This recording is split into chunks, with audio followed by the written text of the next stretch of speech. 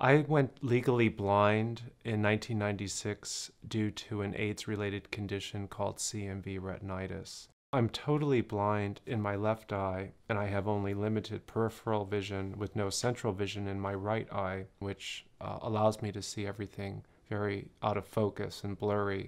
I see the world very much like it appears in an Impressionist painting.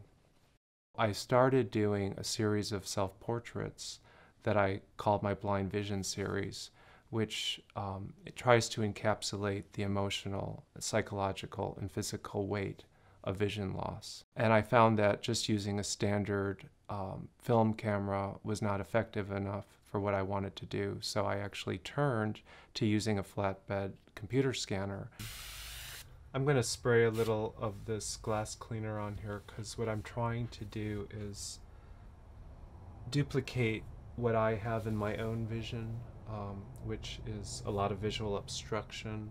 So I try to find a way to represent what is going on with the floaters and the fact that I have no central vision.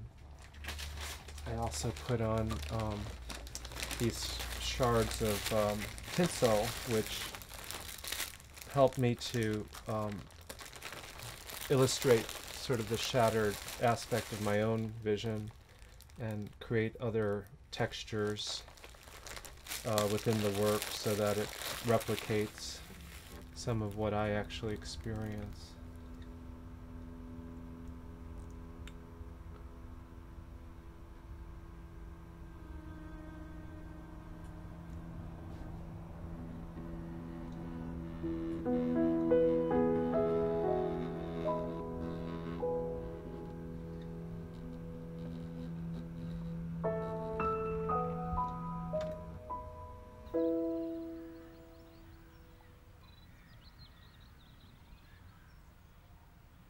I was born legally blind with a condition called optic nerve hypoplasia. What you can see clearly at 400 feet, I have to get up to 20 feet to see clearly. So my eyesight's very poor, but because I was born with this condition, you know, it's all I know. So I've adapted.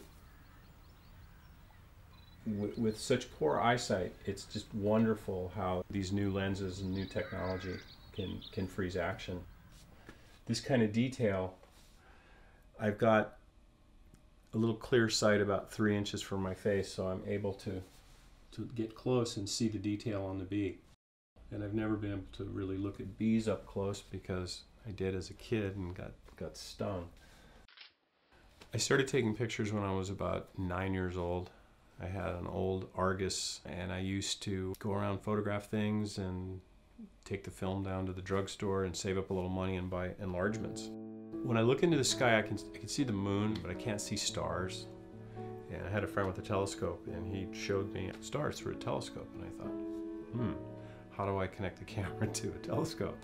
I had a guy in the neighborhood who I took it to his garage, and I said, I want to take pictures of the stars. And he told me what to do, and I opened the shutter and pointed a dark part in the sky, and that's how I got started. That's how I realized that optical devices could help me see things.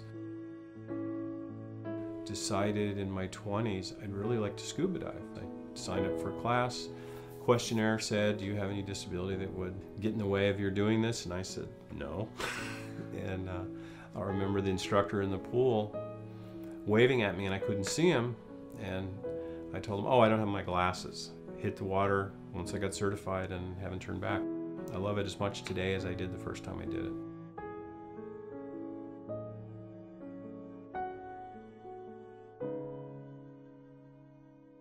I have something called retinitis pigmentosa, and I lost my sight over time.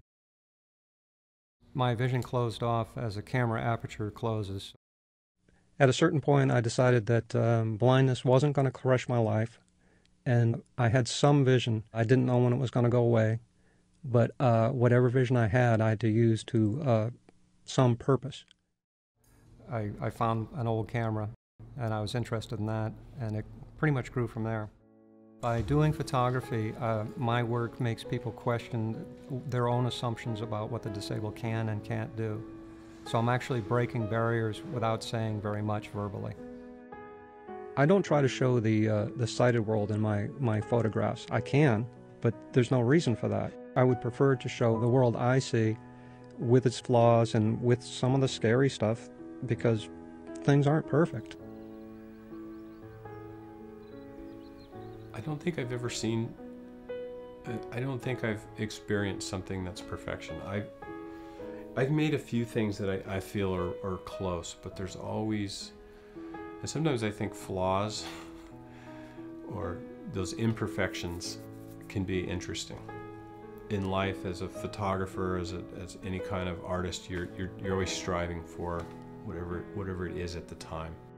I want to create a perfect imperfection, a superrealism, to deal aggressively with the realities of the human body. It's important to me that what I produce does have a good resemblance to what I have in my mind's eye, but it doesn't necessarily have to be exactly the same. Sometimes the struggle is worth the effort. I really want to create work that will make people think and maybe perceive life and view life in a different way.